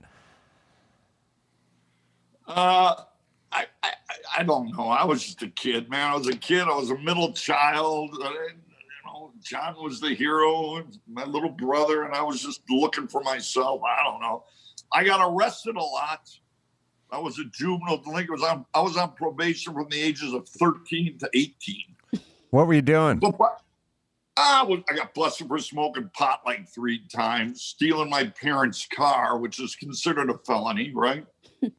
I got in some fist fights, stole shit, stupid stuff. I mean, look at me. I mean, we're looking at a picture. I was tripping, by the way, in that shot. Young Jim. Is that in high school? Yeah, senior year in high school. I love the hair. Given your background, were you taken seriously as a performer by your peers or by even maybe your older brother's peer? You know what I mean? Like, I can see how they might have looked down on you at the time, given the fact that given your background. How did that come to play? I don't quite understand your. I mean, I know in high school, it was weird when I came out with the choir for the choral concert. Uh-huh. All my buddies that hung out in the pool hall that we drank with, our little criminal element, would laugh at me because I'd have these big robe on and I'd be singing, Well, the narrative that popped into my head, explain how I'm wrong, is let's say you end up on SNL, you're 27 years old, whatever it is. Obviously, you had a Second City background, but did some of the people there maybe think, oh, this is, John's younger brother, blah, blah, blah, like that? Opposite. Really? It was absolutely the opposite. Oh, that's My good. manager, Penny Marshall, they all told me, don't do it. You're going to get slaughtered. And I said, look, I'm a Second City actor. All Second City actors want to be on Saturday Night Live. All those guys on Saturday Night Live came from Second City. They've created this format with that feeling and that rhythm. It's a natural extension for me to go to. And, John was brilliant. I'm just me. I'm just an actor. I'm cool with that. I love that he was brilliant. And I'm going to take a shot at it. And I did. And I was embraced. Oh, great. I was embraced because I think people really cared for John. And I was like the younger brother. And I think they wanted to see me be okay or something because the audiences were very nice to me. That's great. In that sense, you were already literally part of the family. True. Did you ever consider changing your last name to Cage before you did it, just for the purity, just for the art? I did want to change my name. Really? Because John was starting to get famous, and I sat and talked to my dad, from the mountains of Albania. And I go, Dad, I was thinking of changing my name because I'm going in this acting thing and John's in it. And I thought I'd change my name. Jim Barrymore. What's the matter with Belushi? Really? And I went, nothing, Dad. Forget about it. What is, speaking of interesting last names, Aykroyd. We're all used to Aykroyd. It's a crazy last name as you just hear it sort of naked, like Aykroyd. And it's a funny... Sounds like a disease. Yeah, it's a bizarre... syndrome. I have Aykroyds on my... Yeah. All right. So have you lost all your vision yet? Or are you still... you able to drive? Not at night. I have Aykroyd syndrome. I got Aykroyd syndrome. It's a crazy last name that we're used to. We grew up our whole life hearing it. But And in so a is bubble, Belushi, by the Aykroyd... way. Yeah. And Belushi's pretty weird, too. Yeah, it's a weird name. It's like people pronounce it right. People even spell it right. It's like, wow. But Aykroyd is really weird. And Dan's in the doc. Hey, can I ask you a side question? Mm-hmm. Is this live? Yes. Do you have to go to the bathroom, or you want to? Yes. Yeah, go to the bathroom. Yeah, go. Why not? Yeah, go to the bathroom. I'll do a spot. You got plenty Bryan, of time. same question. Aykroyd, your current Well, the thing about relationship. Aykroyd- Let's talk about Skull Vodka for a minute. No, he's such an interesting character to me, Yes. Aykroyd, and I loved him on SNL because, I'll say this while Jim's in the bathroom, John was crazy energy and over the top, but Aykroyd was like this laser focused, Yeah. never missed a syllable kind of guy. He's a technician. He was a technician, and I thought that was so precise. It was sort of like watching Dennis Miller do stand-up back in the early 90s or late 80s. You're like, God, that guy's so sharp. You know, it's like every syllable seems to have been worked out, committed to memory, never seemed to hiccup or miss a beat. And I always appreciated that about him. I always wonder about him like I do about Steve Martin, and I assume Mr. Belushi is a good guy to ask. How many people really know Dan Aykroyd? You know what I mean? Like they know Steve Martin, or you know what I mean? Yeah, and so he's all over the doc as well. So we'll ask Jim. Danny is one of the, talking about John so much. When John passed, it was Dan Aykroyd and John Candy who approached me, and the only two people that approached me and put their arm around me and said, "You okay? I'm really sorry. Is there anything you need, you let me know." Wow. And they both embraced me like a younger brother. When I did Saturday Night Live, the first show, we were talking about all the pressure and what people are going to think, and the younger brother and Saturday Night Live, and I'm young. The first host was John Candy. Wow. And he came in the office, and in front of people, he said, "Jimmy, what do you want to do?" And I went, "Oh, John, you're the host. We're here to kind of, help you with what you want to do." And he goes, "Jimmy Belushi, this is your first show. What do you want to do?" I've always thought, I've never met John Candy. He always just seemed like the greatest guy in the world. And They both are. I file him. Both are. Those two guys from that Toronto Second City, Danny Aykroyd and John Candy, they were the Joy Boys, and they embraced me. I mean, Danny brought me into the Blues Brothers. Yeah. I've been doing the Blues Brothers for 25 years, having the time of my life, expressing the soul and the music. And it was Danny, come on. And I said, "Oh, it's kind of weird to do, Danny." And he goes, "No, it's like a law firm. Well, the brother goes down, the other brother comes in. Come on in." Yeah. Go ahead, Brian. Footnote, Christy was very good friends with John Candy's daughter when they were in high school together, Jennifer Candy. And she has nothing nice thing to say about John Candy. He's like a really sweet guy. Oh, all that stuff. he was cool, beautiful. cool dad. Cool dad. I have him on my list. Of course, John Belushi's on it. But John Candy and Phil Hartman are on my list of I miss what more they could have brought. I wanted more product out of them. I wanted more movies and more voices and more just God, comedy. Hartman was a good one, wasn't he? Oh my God. That guy just seemed like another great guy, but what a talent.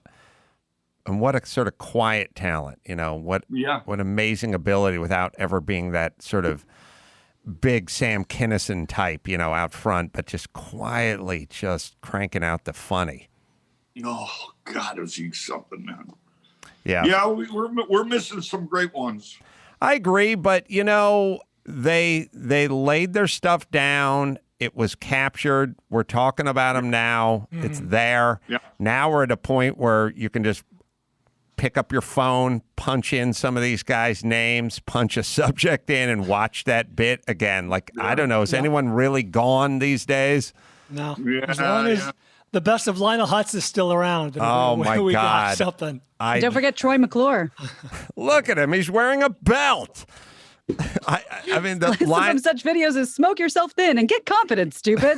Oh, I will watch that, and I'll watch it with my kids. The best of Lionel Hutz. It's so good. All right, let's see. Let me. Jim, are you going to hang out with us and do the news? Sure. Okay. All right. Let me hit True Nigen then, and we'll break and do the news with Jim Belushi. True Nigen. I've been taking this for cellular health for quite some time now, months actually. Dr. Drew's been taking it for years. We feel great. Your bodies get older, and you hit a 50% decline in NAD, which negatively affects your health and your cells, your body. This is real stuff. It's good stuff. I talked to the owner. And he knows what he's doing. It's been a long road for him. But NAD, it helps your cells. And what happens, you get older, and then, your immune system gets compromised and lack of sleep. Sometimes you drink a little too much or you overdo it in the exercise department. You need True Nigen. Support cellular energy and defense with True Nigen. That's TRUNIAGEN.com. Use the code Adam. Get $20 off any 3-month plus supply. Good through September 4th. All right, we'll take a quick break. We'll come back and do the news with Jim Belushi and Bald and Gina right after this. Give me the news with Grad. News with Gina Grad. Breaking viral, all those crazy Trump tweets. Give me news with Gina Grad. Trouble in the Middle East. Celebrity drunk meltdowns. Need news with Gina Grad. The news with Gina Grad. Rose McGowan making headlines again, calling somebody else out for their behavior in the past. She's now accused director Alexander Payne of sexual misconduct. The actress who helped kick off the whole Me Too movement after accusing Harvey Weinstein tweeted on Monday about the alleged encounter, which she says took place when she was 15. We're looking at a little gif of her saying no. And it says, Alexander Payne, you sat me down and played a softcore porn movie you directed for Showtime under a different name. I still remember your apartment in Silver Lake. You're very well endowed. You left me on a street corner afterwards. I was 15. I like that very well endowed part. So like Payne is like talking to his publicist, like, what's going on? Good news and bad news. Well, depends. Some good stuff in there. Maybe that mad. She went on to say that she doesn't want to destroy him. She just wants an acknowledgement and an apology. Boy, how much different would you process this information from 1999 to 2020? Hey, Rose McGowan's trying to get a hold of you. Oh. Very different. I would have a very different reaction in 1999 to the one I'd have now. And then what is worse? Ronan Farrow is trying to get a hold of you, or Rose McGowan's trying to get a hold of you? Same. I will point out that 1999 was the year that Mr. Payne wrote and directed Election, starring a young girl, which would Rose McGowan would have been right before the part, so to speak. So circumstantial evidence lines up. So what is his body of work, Brian? I mean, Election's an all-time great. He's made some great. Right? He's made some great movies. Sideways, love that. Election, The Descendants, which I really liked. Yeah. Nebraska came out a couple years ago. Downsizing was kind of a bomb. That was the one where Matt Damon becomes tiny. I like that movie. I didn't see it. I just heard it was. I've seen it. I think I saw it twice. But he's made some. Citizen Ruth's a really good movie too. He's made some great movies. So she's accusing him of showing her the softcore porn, and apparently showing his cash and prizes because she said, you were very well endowed. You left me on a street corner afterwards. Is she saying they had sex? I don't know. Something sexual Exposed himself. Yeah. And she said she was 15. So, build a time machine, boys, because that shit ain't flying now. Oh, my God. Yeah, well, God, I mean, you have to have a recollection if you crossed Rose McGowan, right? I mean, it has to be sitting there in your head somewhere, right? I mean, you'd know it, wouldn't you? A normal person would. Hopefully this isn't a pattern of behavior for Mr. Payne. It hopefully hasn't done this a number of times that he would forget. Well, do you guys, I'm sort of the school, which is, if it's kind of the Chris D'Elia way, which is something drops and then a whole bunch of other stuff drops, because these things aren't isolated. If this is your thing, this is your thing. You know what I mean? Mm-hmm. Reese Witherspoon may have a similar story, for example. I was going to absolutely. Who knows? Liv Tyler, whoever was, a young ingenue of the time. Yes, my feeling is I sort of hear the first story and then I wait to hear the pattern. Probably most clearly illustrated with Bill Cosby, right? Once you start hearing that pattern, then I'm in. If I don't hear anybody else talk about it, I don't think it didn't happen. I tend to think it's just he's not that guy. It still could have happened. Jim Belushi is trying to rejoin us, I do believe. There he is. All right, so we'll keep all that. Jim, at the risk of asking a horrible question. Oh, wait, where is he? Have you been taken out into the public square and spanked for anything you did 20 years ago? Did you have some wild days that you hope people forget about? A sordid past? Nah, the only thing that bothers me is I've been divorced a couple times, and with kids, it's something that I wish I was more mature enough to have gotten through. Those kinds of things really haunt me. First off, it's such a, not in this particular case we're just talking about, but I just mean the general. So I guess there's two categories. So you have the sort of criminal behavior category, and then you just have the of the times category. Like we look back and we go, this guy said the word Negro. And it's like, well, if that's what everyone said, then it's hard to bust you on the of the times. And there's a kind of Me Too of the times. There's a kind of getting drunk, getting rowdy, slapping the waitress on the ass version of Me Too. No. Not you? No. I was, yeah, no. Not at all. I'm like a Midwest kid, man. I don't know. Our next guest claims. I was so focused. I mean, I'm so hyper focused on the work. I mean, my sister-in-law, Judy, who I'm visiting, she said, if there was ever a past life that you would have had, she said, John would have been a Japanese warrior and you would have been a Chinese warrior. And I just attacked my work with just so focused on it that I wasn't as social. I wasn't like a party guy. I mean, in college, yeah, but even in college, I was doing 2 plays at once. I was running the technical direction of a oral interp theater. I couldn't even meet my buddies for beers half the time. All right, sorry, Gina. What else you got? Well, Mr. Belushi came back just in time because there's been a new announcement for a remake of a movie that I know you all like very much and for good reason. Will Smith and Kevin Hart are teaming up for a remake of Planes, Trains, and Automobiles. Wow. Written and directed by John Hughes, starred Steve Martin, John Candy, as the sort of odd couple forced to become traveling partners as they try and get home for Thanksgiving. Yeah. You would even attempt that. Yeah, it's being attempted. The remake will be written by Aisha Carr, whose credits include Brooklyn Nine-Nine and the upcoming Hulu series Woke. John Hughes has like iconic movies for a reason, Breakfast Club and 16 Candles. There's just so many. Planes, Trains, and Automobiles is my favorite John Hughes movie. It's so heartfelt and it's a really good movie.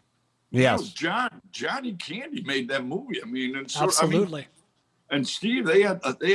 I don't know, but we'll see. I mean, they're both talented actors, so I don't know. That would be hard to do. It was easier for me to do Saturday Night Live after John died than it would be to me to remake Planes, Trains, and Automobiles. My feeling is, I feel kind of the same way about covering songs or sampling songs. Just go make your own song. Just make a new song. That's fine. I always say you're not allowed to get famous off a cover. And also, it's kind of weird that we're doing like a black version of everything. Like, we're just going to do the black version of this, which is still just covering and creatively like a little bit of a cop-out. Yes. I'll give anything gets a chance. But you know what they're going to have an uphill battle dealing with this movie? John Candy physically was such a teddy bear, and you felt bad because he was so earnest in that movie, and then but he was also so vulnerable. Like, do Kevin Hart or Will Smith, Will Smith's a legit good actor, do either of them have that vulnerability where you feel almost like puppy dog sad for them? No, and Johnny was Mr. Vulnerable. I mean, that was him. I mean, he walked with a big heart, and worst wrestling name ever. Mr. Vulnerable is entering the ring. He's mopping the tears back. Everybody hurts. That's Mr. Vulnerable's music. Yeah. So he was, man. And so, couple thoughts. One is, I hate, Candy could have been nominated for Best Actor for that role. And I hate the idea that we always look at comedy. It's like, well, it's got to be serious. You know what I mean? Like, it's got to be serious. He was funny and serious. Kevin Kline broke that with a fish called Wanda. Right. That was really the first time like a comic performance got nominated and actually won. But you're right, man. I think it's harder to do it, to have both, to make people laugh and make people cry in the same moment. And Candy should have been nominated. John should have been nominated in Animal House. It was one of the greatest performances ever. But, Will Smith and Kevin Hart are going to have gyms set up on the set, and they're personal trainers, and they're going to be 4% body fat, and it's not going to have the same thing as the big lump of love that was John Candy. He won't be able to smoke. They won't be able to smoke like he was smoking. Like that scene. And one of the great Ray Charles songs, Jim will probably appreciate this, The Mess Around. That scene where he's driving the car at night and How do they know where we're going? and Steve's asleep and they put the Ray Charles song on and he's playing the air sax and then he's playing the piano. You got to find that scene. He's smoking the whole time, but and just that perfect cutaway where Steve Martin looks and he's the devil. He's literally Satan. Well, that's after he spins out of control. But the part where he's enjoying himself playing, and it's a great Ray Charles song. That it's a kind of a deep cut Ray Charles song as well. We'll play the clip. Sorry, I love this song.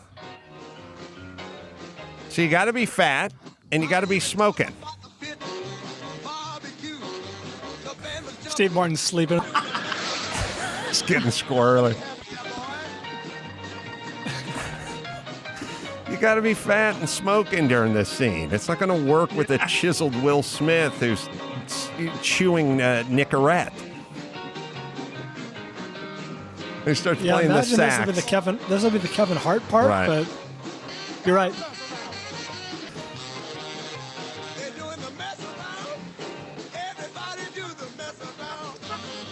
Honking the horn influence. Oh, yeah. That was Ray Charles doing a mess around. I love that scene. You know what movie I haven't thought about in decades, and if we didn't watch that just now, I may not have.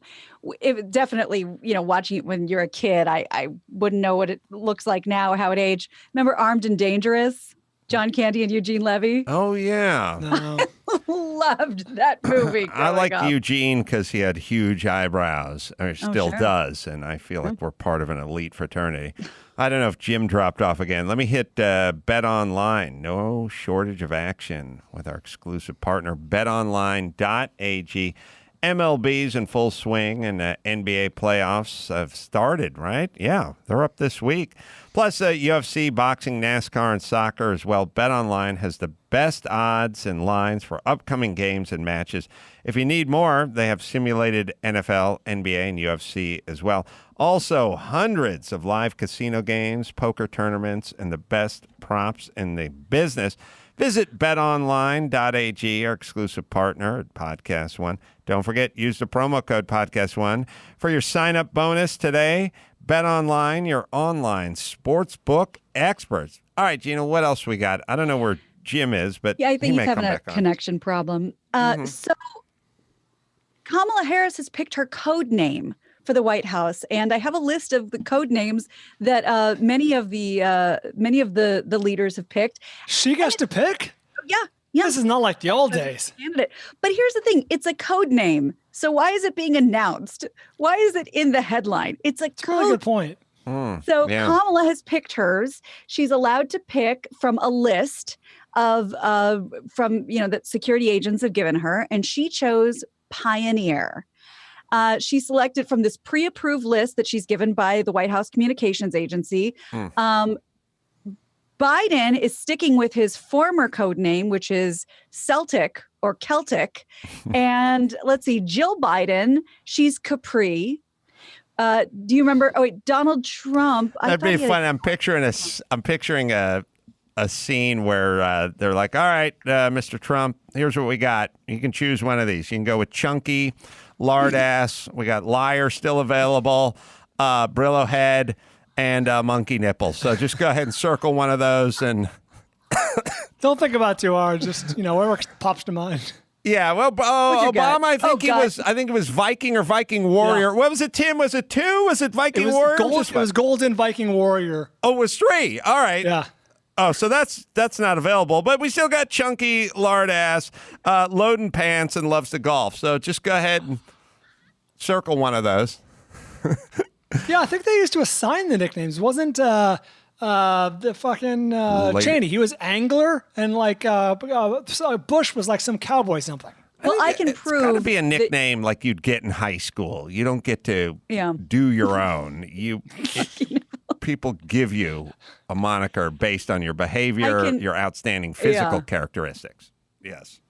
Well, I can prove that you get to pick your own now because Trump's is Mogul and Melania's is Muse. Donald Trump Jr. is reportedly called Mountaineer. Ivanka is Marvel. Melania's is Rescue Me. It's just an SOS. Eric Trump is marksman. Oh, Mike God. Pence is Hoosier. And his wife is Hummingbird. Oh, how sweet. Oh. Again, I'm not sure why we're announcing this, but those are their code names. Wasn't there a movie about the first lady that had her name in there? I'm trying to think, what was Guarding Tess. Oh, Tess. Was Tess the... That was Nick Cage and Shirley MacLaine. He was like... Right. Nick Belushi. Right. Yeah. Right. Her husband had died, the president, and she was still alive, but she gets lifetime Secret Service protection. Yeah. Wow, good poll, Brian. Please, Chris, verify that. It feels familiar. I wonder, there used to be about every 3 years a presidential movie would come out. I wonder if Trump has set the genre back a decade. Like, I wonder if it's going to be too distracting now. Like, Mr. President, it's some Morgan Freeman or something. I wonder if it's going to screw up the genre. Yeah. What was the one with Annette Beatty when she starts dating the president? That wasn't Dave. That was another one. No. Yeah, No.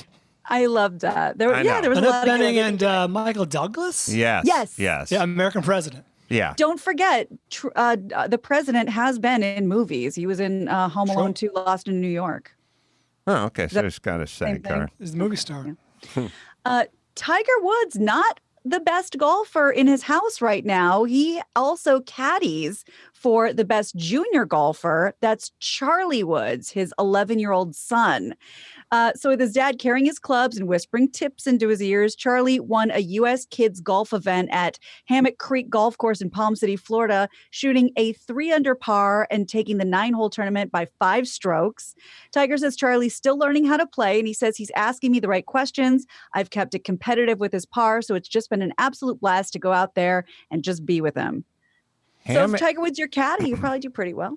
Hammock Creek sounds like a club with the slowest service in the clubhouse ever. Like, I ordered an Arnie Palmer like 2 days ago. Chill, dude.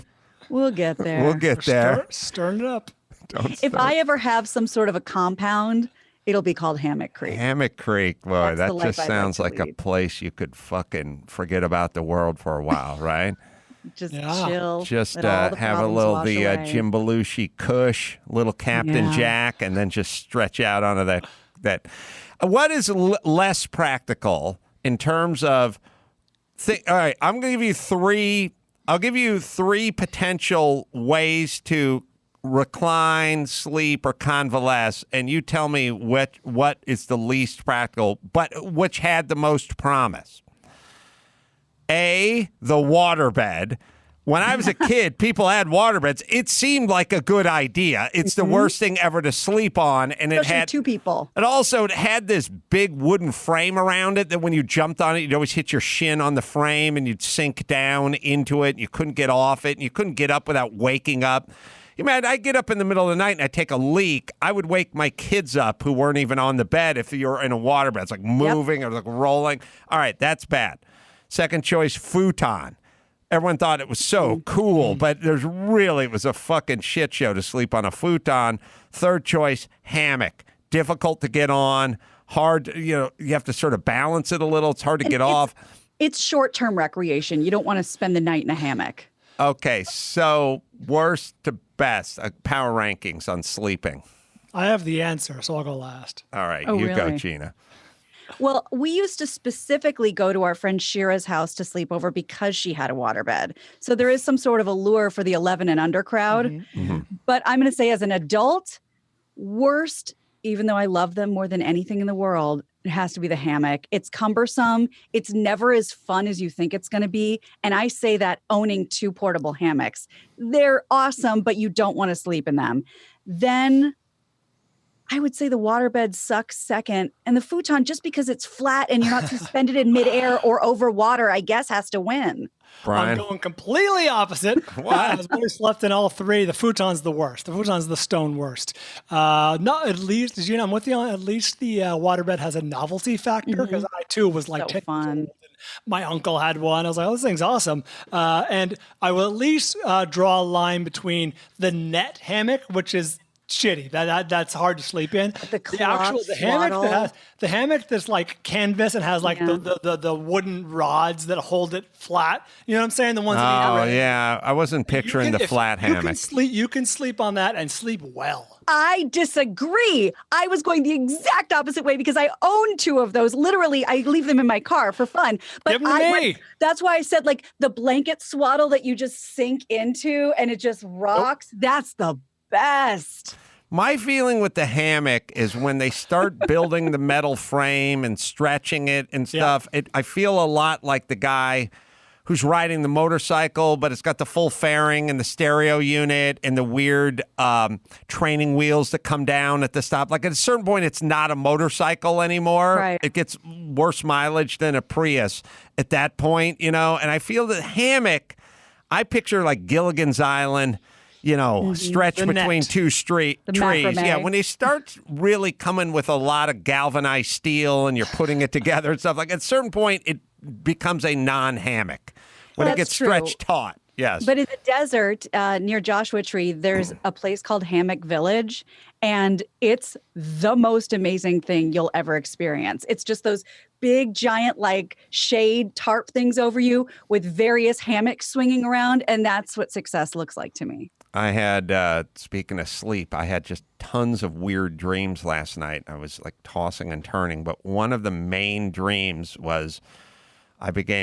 I'm so obsessed with Dr. Drew and his travel. So Dr. Drew was traveling, and Dr. Drew's wife, as you know, she's nutty, and I say horrible things about her all the time, but she's a former travel agent, and she's always taken care of Drew when it comes to travel. And he was explaining to me, I called him the other day. He's like, "Oh, I'm just sitting in the plane, getting ready to take off." By the way, you know the pandemic is bad when you're hearing about people flying and you're getting jealous because like, oh, you get drinks and food and you get to be left alone for 6 hours. And I said, when you got on the plane, did you turn right or did you turn left? And he said, I turned left. Yeah. And I said, it's a 777, isn't it? And he's like, yeah, it's a wide body. Like the last 5 times I've flown first class is not first class. It's it's an Airbus or a 737 with they removed a seat, but it's not, it's turn right. It's turn left, you're in the cockpit. So I'm like, oh, and you turn left, it separates first class, right? Mm-hmm. There's a division there. And I was just sort of fantasizing about his wife making these travel plans, and he's up there in the 777, he's ordering cocktails and everything else. And I literally just had a whole dream about being in an empty 777 last night. That's how weirdly nuts and bolts I am as a thinker. I literally just was talking to Drew about flying on a 777. I'm like, that's what I'm going to dream about. Of course, we got into a plane wreck and everything else, but there you go. All right, let me hit LifeLock here. Nearly 50,000 falsified unemployment claims in Maryland alone, everyone.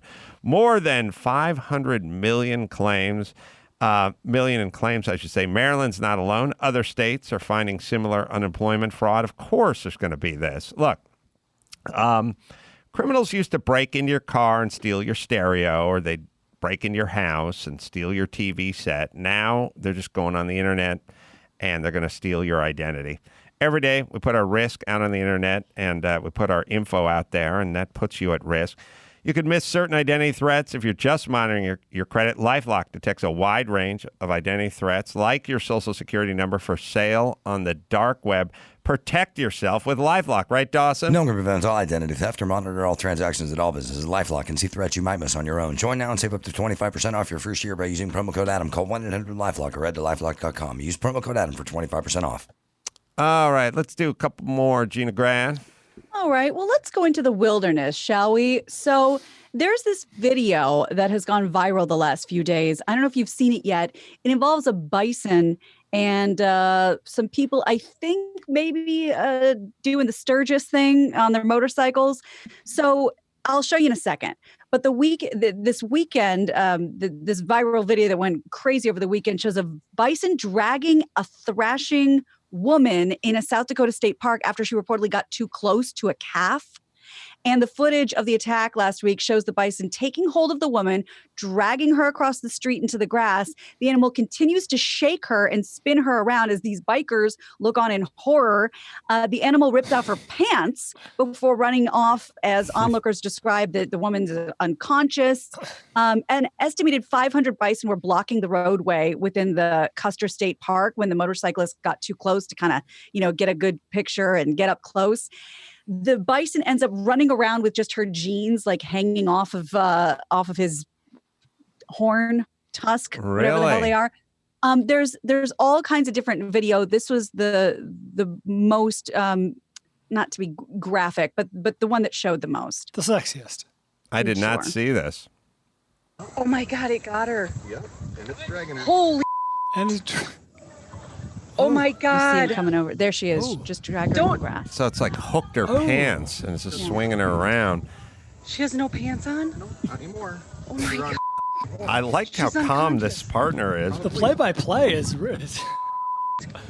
spot on. They're one of the very first man show videos like this we ever showed was the bull tearing the guy's pants off in the ring after they ran with the bulls, which was crazy. It's also once they hook something, like if you hook your jeans and you hook your jeans just right, you could lift a Winnebago up off of those jeans. Like you're done. You're hooked. It's interesting.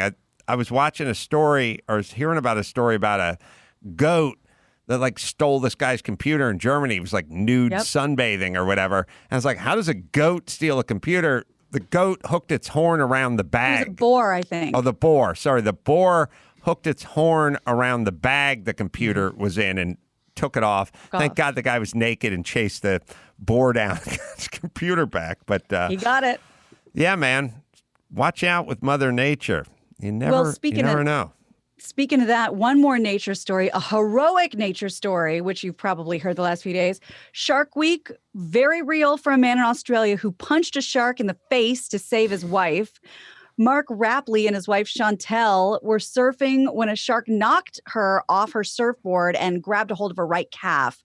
Rapley reacted, paddled over to the wife, started punching the shark in the eye until it let go and swam away. The couple made it to shore where they were met by paramedics, and she was airlifted to a hospital for surgery, but did not think about it. The guy just defended the honor and the calf of his lady. You know, Brian knows especially, I've always talked about how surfing is a way of life. It's not really a sport or a hobby. It's like it transcends everything. And I've always said, like, I kind of worry. I've never want my kids to get into surfing because the guys I worked with surfing, when there was a swell coming in, they didn't show up for work. Oh, they were gone. Everything else comes second. Right.